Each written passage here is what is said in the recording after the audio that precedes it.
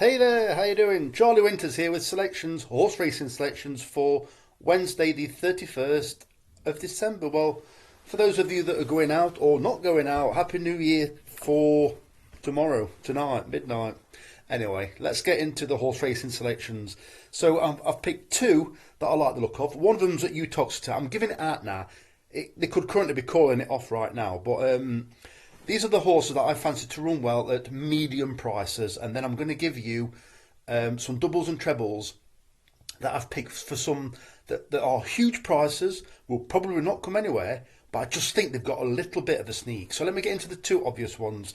So the first selection is Wind Summer at 13 to 2 in the 12 o'clock at Lingfield. This is gradually progressing from basically doing absolutely nothing, being tailed off, to running poorly at Southwell, and then running a much better race. I believe it was at Chelmsford.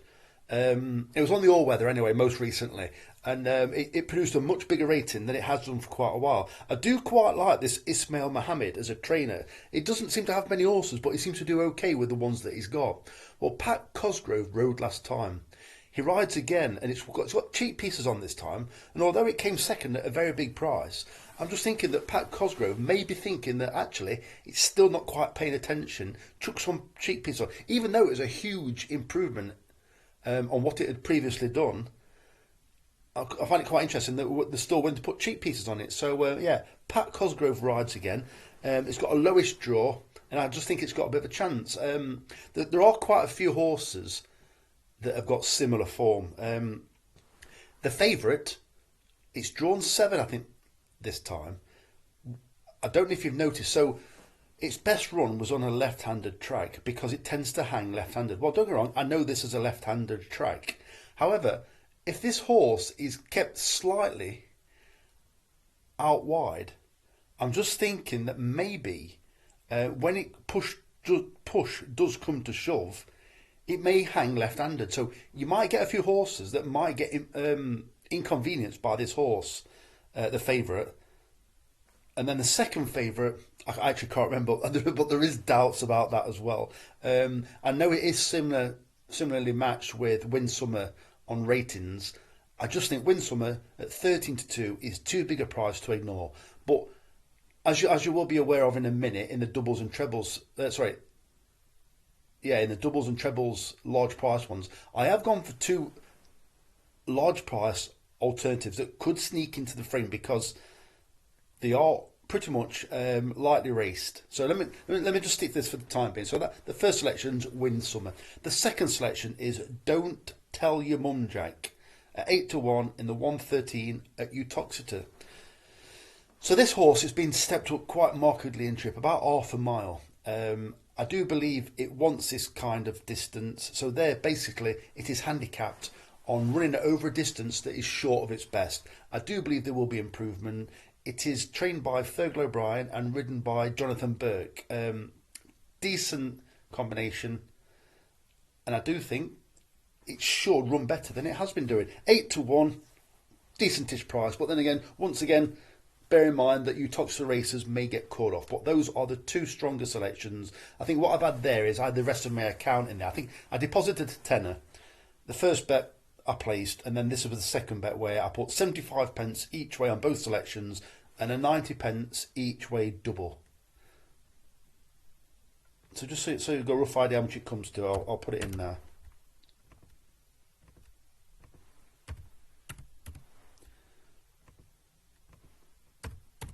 Yeah, so that was the bet that I had. So it makes £82, 75 pence each way on both. So as you're well aware, if either of those win, it will pretty much nearly double your money. So let's get rid of that.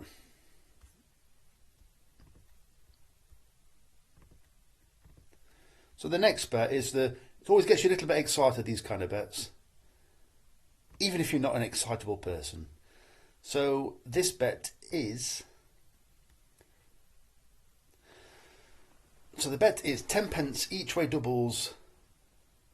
No, it isn't. It's 15 pence each way doubles and 10 pence each way trebles. So the first race is at 12 o'clock at Lingfield. There are two selections, one trained, I believe, by Roger Teal and the other trained by Alan King. So High Voltage at 80 to 1 and La Cosmos at 40 to 1. Neither of these have ran shocking so far, but they are comfortably below the top few that are fancied on form. Clearly, obviously, because the 40s and 80 to 1. La Cosmos is drawn 1. I just hope they don't drop it out, because if you draw 1, drop it out, you've got a mountain climb. You've then gone from a low draw being held up to having to come round the entire field normally. But I just think that these two horses, there is room for improvement. I'm just hoping that they will put their best foot or best hoof forward today and improve on what they've done so far. So the next one, I'm getting a bit sick and tired of following this trainer, because I personally think the trainers has had, for the ammunition and the reputation that he's got, a pretty poor season, even though he probably still had a Royal Ascot winner or something like that. George Bowie, I don't think he's had the best of seasons. Still had quite a few winners, but nowhere near. It was reeling him off the other year. 2 years ago, it was winning everything. So the second selection, well, the second race is the 1 o'clock at Lingfield, and I've gone for both of his horses. So Alazray at 14 to 1 and Fermain at 66ers. Alazray was 5 to 4 favourite at Southwell last time over 5 furlongs. Anything can get beat at Southwell, even though they've changed the track from Fibersan to, is it Tapitana? It's just it's a funny course, really funny course. Even when they come around the bend, so if anything gets beat at Southwell, sometimes you can just put a line through it. And up until then, it had been running okay. Hence, why it was 5 to 4 favourite that day. It did come from the Alice Haynes stable. Well, I don't think she was the best trainer. I did rate her as an apprentice jockey, apprentice or amateur. I'm quite sure. I don't know if it was Miss Alice Haynes. Yeah, it was. So she was an amateur jockey, and then Fermain. So Fermain has ran and won in the past. It was ridden by Grace McEntee. Well, she's back on it today, which is quite interesting. So we'll see what happens. It's 66 to 1. 3 places instead of 2, so we've got that extra place. I believe there's 7 runners, so I think we've got 2 tasty prizes that could, well, one of them could hopefully sneak, well, hopefully they both sneak the place, but one of them at least. We've got 2 runners out of the 7. And finally, 2 big prizes once again. It's in the 113 at Uttoxeter. I've gone for Elfriede and Hobbs Delight. Well, off the top of my head now, I've forgotten about Hobbs Delight, but I do know that Elfriede or Elfriede is trained by Richard Phillips. Well, Richard Phillips had a winner the other day. I believe it was a National Hunt horse. Might be wrong, but he had a winner the other day. It's a very small stable. I always remember Richard Phillips from years ago. He was being interviewed.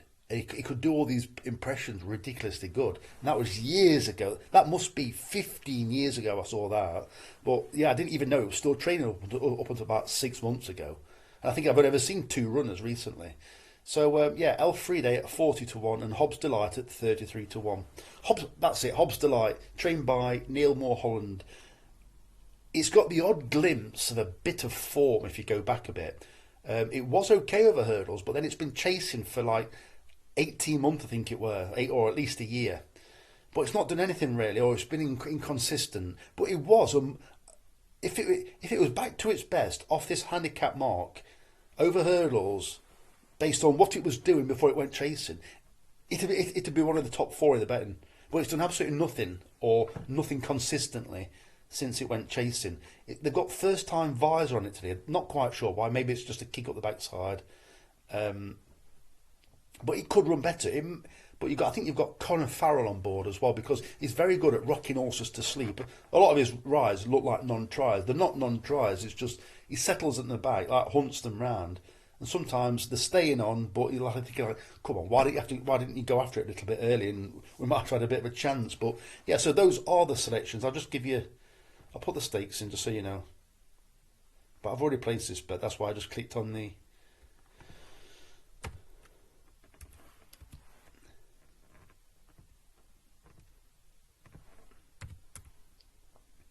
Yeah, there you go. So it comes to £5.20. 15p each way doubles, 10p each way trebles, and then the other bet came to £4.80. So yeah, that's a £10 stake. So I wish you the very best of luck. Enjoy yourselves. Charlie Winters, over and out. Cheers, mate.